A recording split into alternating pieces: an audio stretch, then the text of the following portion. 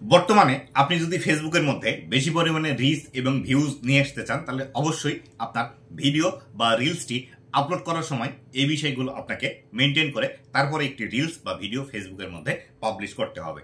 কোন কোন বিষয়টি আপনাকে মেনটেন করে ফেসবুকের মধ্যে ভিডিও বা রিলস আপলোড করতে হবে আজকের এই ভিডিওটিতে এই বিষয়টি সম্পর্কে বিস্তারিত আলোচনা করব। আজকের এই ভিডিওটিতে এমন 5টি টপিকের কথা বলবো, এই 5টি বিষয় যদি আপনি মেনটেন করে আপনার একটি ভিডিও বা রিলস ফেসবুকের মধ্যে পাবলিশ করেন সেই ক্ষেত্রে দ্রুততম সময়ে আপনার রিচ এবং ভিউজ কিন্তু বৃদ্ধি পাবে। তো বন্ধুরা, আপনি যদি আমার চ্যানেলে প্রথমবার এসে থাকেন অবশ্যই চ্যানেলটি সাবস্ক্রাইব করে দিয়ে পাশে আসে বেল নোটিফিকেশনটি অন করে দিবেন, যাতে করে ভবিষ্যতেও ফেসবুক রিলেটেড এমন আরো ইনফরমেটিভ কন্টেন্টগুলো আপনারা পেতেই থাকেন। তো বন্ধুরা, বর্তমানে ফেসবুক কিন্তু অ্যানাউন্স করে দিয়েছে ফেসবুকের মধ্যে ভিডিও এবং রিলসের সেকশন আলাদা থাকবে না, ভিডিও এবং রিলস দুইটি একই সেকশনের মধ্যে দেখানো হবে এবং যার ফলশ্রুতিতে আমরা কিন্তু এখন একই জায়গা থেকে ভিডিও আপলোড করে সেটি রিলস এবং বড় ভিডিও হিসেবে দেখাতে পারবো। কিন্তু ভিডিও আপলোড করার যে বিষয়টি আছে সেই বিষয়টি এখনো কিন্তু আলাদা আলাদা আছে।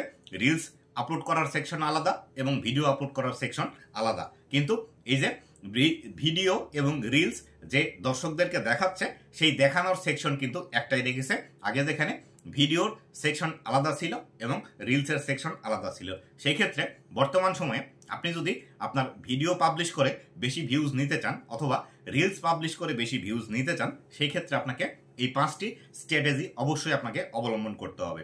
এই 5টি স্ট্র্যাটেজির মধ্যে প্রথম নাম্বার স্ট্র্যাটেজি হলো আপনাকে অবশ্যই ভিডিওর রেশিও ঠিক করে তারপরে ভিডিওটি ফেসবুকের মধ্যে পাবলিশ করতে হবে। ভিডিও রেশিও বলতে যে বিষয়টিকে বোঝায় সেটি হলো আমরা এখন যেভাবে ভিডিও দেখছি এই যে ভিডিওর রেশিও আছে বা ভিডিও আমরা যে ফরম্যাটে দেখছি এটিকেই কিন্তু ভিডিওর রেশিও বলা হয়ে থাকে। যেমন আমরা অনেক সময় ভিডিও দেখে থাকি এইভাবে, আবার অনেক সময় ভিডিও দেখে থাকি এইভাবে। তো এইভাবে যখন আমরা ভিডিও দেখি এই ভিডিওটির রেশিও হলো 16:9 এবং যখন আমরা এইভাবে ভিডিওটি দেখে থাকি এই ভিডিওটির রেশিও কিন্তু 9:16 হয়ে থাকে। তাই এই বিষয়টি আপনাকে মেনটেন করতে হবে। এই বিষয়গুলো কিন্তু আপনি আপনার যে ভিডিও এডিটিং অ্যাপসটি আছে বা সফটওয়্যার দিয়ে আপনি ভিডিও এডিটিং করেন সেখানে গেলেই খুব সহজেই দেখতে পাবেন। এই ক্ষেত্রে আপনি যখন একটি ভিডিও ফেসবুকের জন্য তৈরি করবেন তখন কিন্তু অবশ্যই আপনাকে একটি ভার্টিক্যাল ফরম্যাটের ভিডিও তৈরি করতে হবে।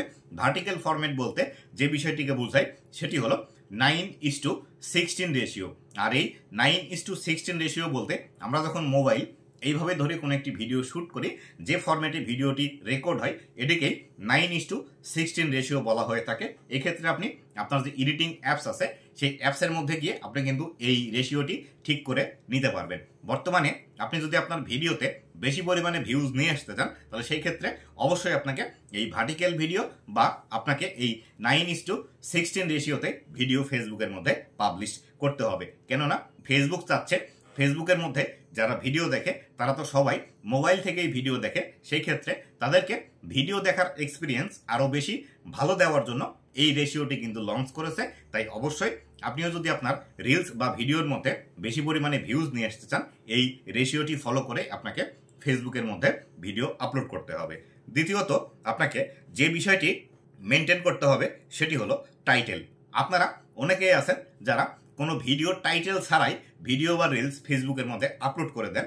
এক্ষেত্রে আপনি যদি একটি সঠিক এবং পারফেক্ট টাইটেল আপনার ভিডিওটিতে অ্যাড করে ফেসবুকের মধ্যে পাবলিশ করে দিতে পারেন সেই ক্ষেত্রে আপনার এই টাইটেলের জন্যই কিন্তু ভিডিও বেশি ভিউজ নিয়ে আসতে সক্ষম হবে। কেননা ফেসবুকের মধ্যে যারা ভিডিও দেখে তারা কিন্তু শুধুমাত্র স্ক্রল ডাউন করে ভিডিও দেখে, ভিডিও তাদের সামনে গেলে সরাসরি কিন্তু প্লে হয়ে যায়, যার ফলশ্রুতিতে তারা কিন্তু ভিডিওর টাইটেলটি আগে দেখে টাইটেলটি যদি ভালো লাগে তারপরে কিন্তু পুরো ভিডিওটি দেখে। তাই অবশ্যই আপনাকে একটি ভালো মানের টাইটেল আপনার ভিডিও বা রিলসের জন্য নির্বাচন করতে হবে এবং নির্বাচন করে সেইভাবে আপনাকে ভিডিওটি ফেসবুকের মধ্যে পাবলিশ করতে হবে। তৃতীয়ত যে বিষয়টি আপনাকে মেনটেন করতে হবে সেটি হলো আপনি যখন একটি ভিডিও ফেসবুকের মধ্যে পাবলিশ করবেন অবশ্যই সেই ভিডিওর ডেসক্রিপশন বক্সে কিছু হ্যাশট্যাগ ব্যবহার করবেন। আপনি যদি ফেসবুকের মধ্যে হ্যাশট্যাগ ব্যবহার করেন বর্তমান সময়ে তাহলে সেই ক্ষেত্রে এই ভিডিওগুলোর রিচ বেশি পাওয়া যাচ্ছে এবং ভিউজ বেশি আসছে। অনেকেই বলবেন যে আমি হ্যাশট্যাগ না দিয়েও আমার ভিডিও ভাইরাল হয় বা আমার ভিডিওতে হিউজ পরিমাণে ভিউজ আসে, তাহলে সেই ক্ষেত্রে আপনি কেন হ্যাশট্যাগ দেওয়ার কথা বলছেন? তো আমি যারা নতুন আছে তাদেরকে বলতে চাই যে যাদের ভিডিওতে রেগুলার আগে থেকেই ভিউজ আসে তারা ভিডিও টাইটেল না দিয়েও ভিডিও পাবলিশ করলে তাদের ভিডিওতে ভিউজ আসবে। কিন্তু আপনি যদি নতুন হয়ে থাকেন, আপনার পেজটি রিচে নিয়ে যেতে বা বেশি পরিমাণে রিচ পেতে অবশ্যই আপনাকে কিছু হ্যাশট্যাগ ইউজ করতে হবে। তবে 3টির বেশি হ্যাশট্যাগ ইউজ করবেন না, সর্বোচ্চ 5টি পর্যন্ত আপনি ইউজ করতে পারবেন।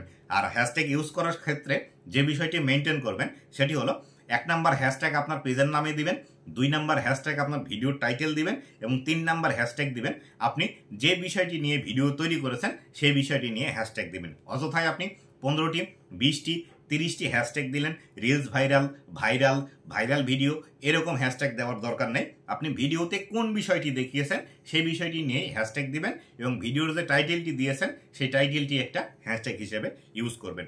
এভাবে আপনি কাজ করেন, আপনার ভিডিওতে অবশ্যই ভিউজ বাড়বে এবং আপনার রিচ বাড়বে এবং আপনার ফলোয়ার আসতেও শুরু করবে।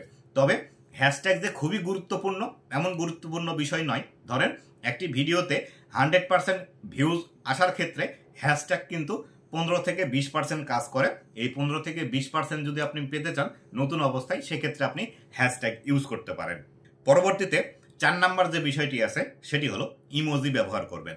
আপনি যে টাইটেলটি লিখবেন বা ভিডিও আপলোড করার সময় যে টাইটেলটি লিখে দিবেন সেই টাইটেলের মধ্যে 1 থেকে 2টি ইমোজি ব্যবহার করার ট্রাই করবেন। কেননা টাইটেলের মধ্যে যদি আপনি টাইটেল রিলেটেড ইমোজি ব্যবহার করেন তাহলে সেই ক্ষেত্রে আপনার এই টাইটেলটি আরও বেশি আকর্ষণীয় হবে এবং এই টাইটেলের জন্য আপনার যারা দর্শক আছে তারা আপনার এই ভিডিওটি দেখার জন্য আরও বেশি উদ্বুদ্ধ হবে এবং আরও বেশি অ্যাট্রাকশন ফিল করবে। তাই অবশ্যই আপনি যে রিলেটেড ভিডিও তৈরি করছেন সেই রিলেটেড টাইটেলের পাশাপাশি আপনাকে এই টাইটেলের মধ্যেই কিছু ইমোজি ইউজ করতে হবে। ইমোজি ইউজ করলে অবশ্যই আপনার ভিডিওতে আগের তুলনায় একটু হলেও ভিউজ বেশি আসবে, এই বিষয়টি মাথায় রাখবেন। সর্বশেষ যে বিষয়টি আছে সেটি হলো থাম্বনেইল।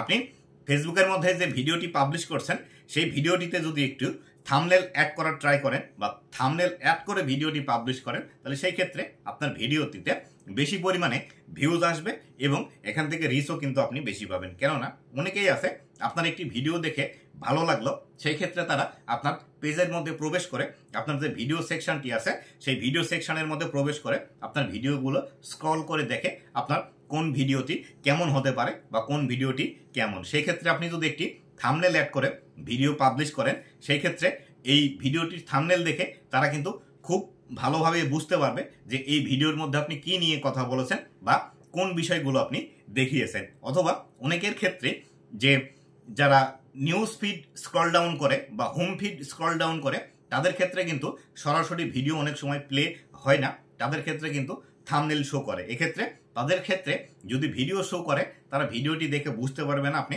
কোন বিষয়টি দেখিয়েছেন। এক্ষেত্রে থাম্বনেইল যদি অ্যাড করেন তাহলে সেই ক্ষেত্রে আপনার ভিডিওটিতে বেশি পরিমাণে ভিউজ পাওয়া পসিবল। এক্ষেত্রে আপনারা যদি না জেনে থাকেন কিভাবে ফেসবুকের ভিডিওতে থাম্বনেইল অ্যাড করতে হয়, সেক্ষেত্রে আপনারা যদি আমাকে কমেন্ট করে জানিয়ে দেন যে ফেসবুকের মধ্যে কিভাবে একটি থাম্বনেইল অ্যাড করতে হয়, তাহলে এর ডেডিকেটেড একটি ভিডিও আমি বানিয়ে আপনাদেরকে উপহার দেব যে ফেসবুকের মধ্যে ডেডিকেটেডলি আপনার ভিডিওতে কিভাবে থাম্বনেইল অ্যাড করে ভিউজ বাড়িয়ে নেবেন। তো বন্ধুরা, এই ছিল আজকের ভিডিওটি কেমন লেগেছে অবশ্যই জানাবেন এবং ভবিষ্যতে ফেসবুক রিলেটেড এমন আরও ইনফরমেটিভ কন্টেন্টগুলো পাওয়ার জন্য অবশ্যই আমার ফেসবুক পেজ এবং ইউটিউব চ্যানেলের সাথে থাকবেন। ধন্যবাদ সবাইকে।